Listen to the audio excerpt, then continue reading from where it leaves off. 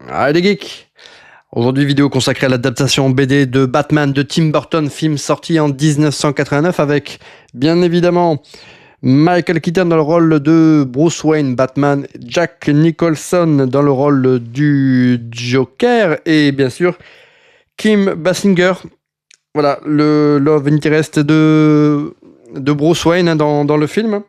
Donc c'est un Batman, le film qui a relancé le personnage. Voilà, si on nommait la série là, des années 60 et les films des années 60 où là on avait vraiment une adaptation sous le ton de la comédie. Là on avait vraiment pour la première fois, on va dire, au cinéma, un Batman, on va dire,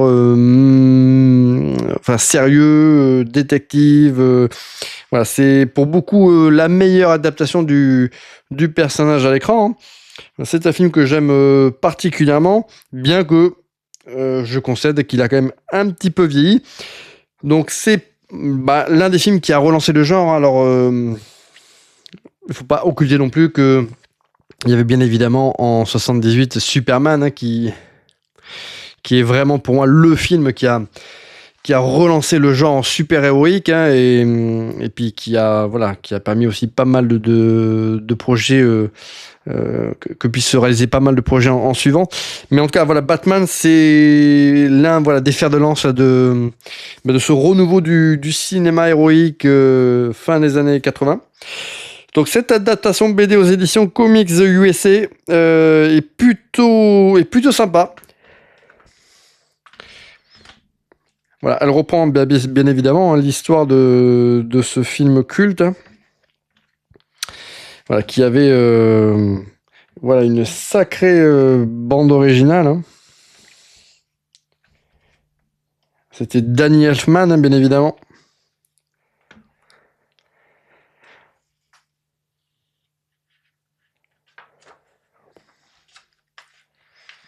Alors, au dessin, nous avons Jerry Ordway. Et pour l'adaptation au niveau du scénario, c'est Dennis O'Neil. Donc c'est une adaptation très très fidèle du film,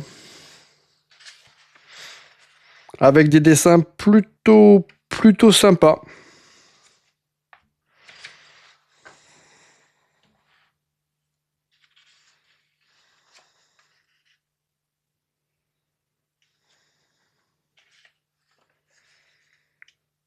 Voilà, ça c'est ce qui était chouette à l'époque.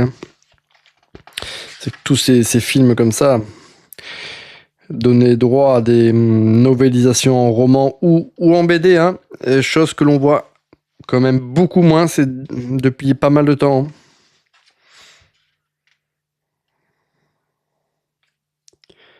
Et voilà, si comme moi vous aimez de temps à autre vous replonger dans vos films préférés,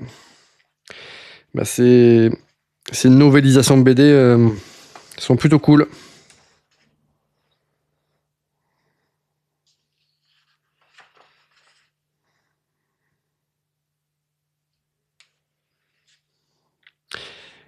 Voilà, avec très respectueux au niveau également là des traits de visage là, des personnages. On reconnaît quand même Michael Keaton,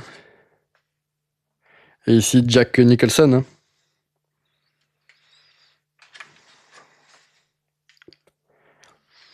Donc ce Batman, vraiment, c'était un film quand même assez ouf, qui a aujourd'hui un petit peu vieilli. Il y a un petit côté théâtral que l'on perçoit maintenant et que je ne voyais pas avant. Côté studio aussi. Mais c'est un film qui était quand même complètement dingue dans son incarnation aussi de Gotham. Et puis bien évidemment avec cette démesure, avec la Batmobile, bien évidemment. Un Batman vraiment très très classe. Voilà, Michael Keaton avait été pas mal contesté, décrié dans son choix par Tim Burton pour incarner le Vengeur masqué. Et finalement, il s'en est très très bien sorti, hein. Même si de prime abord, en cas physiquement, il n'avait peut-être pas l'apparence du Bruce Wayne tel que les lecteurs pouvaient se l'imaginer et tel qu'on le représentait aussi dans les comics, hein.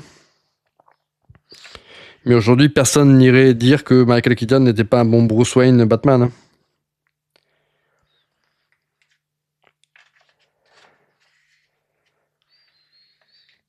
Alors, ce qu'il y a vieilli aussi dans les Batman là, de Tim Burton, c'est également le cas pour le 2, hein. Il restait quand même une forme de comédie, quand même, malgré tout. Une forme parfois de bouffonnerie dans certains méchants.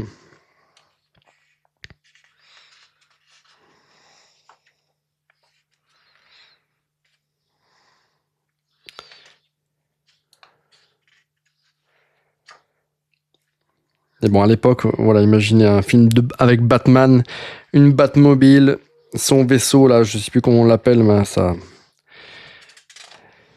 son vaisseau aérien, là, sa chauve-souris volante. C'est-à-dire qu'en un film, on avait tout l'univers là, de Batman qui était sous nos yeux. La Batcave, tout. Voilà, parfois il y a des films où on se dit, bah voilà, c'est une super ébauche voilà, pour des suites qui vont envoyer. Alors que là, dès le premier film, Tim Burton nous en mettait plein la vue, hein.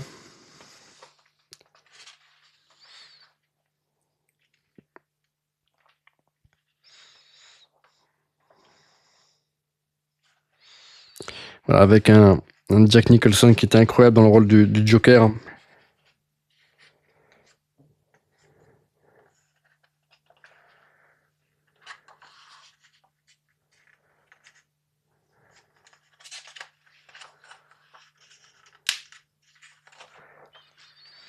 Voilà. Une très très bonne BD, hein, avec des dessins vraiment là, de qualité.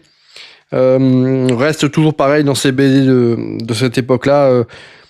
Ce niveau de l'ancrage que parfois effectivement ça peut ça a un petit peu vieilli, des ancrages peut-être un peu, des couleurs un peu ternes, on va dire, mais globalement voilà, ça c'est une des meilleures adaptations de BD, hein, de sortie là, dans ces années 80 là. Donc voilà, je vous la recommande chaudement. C'est un objet voilà, de collection pour tous les fans de Batman et notamment là, du diptyque là, de Tim Burton. Allez les amis, à bientôt pour une prochaine vidéo.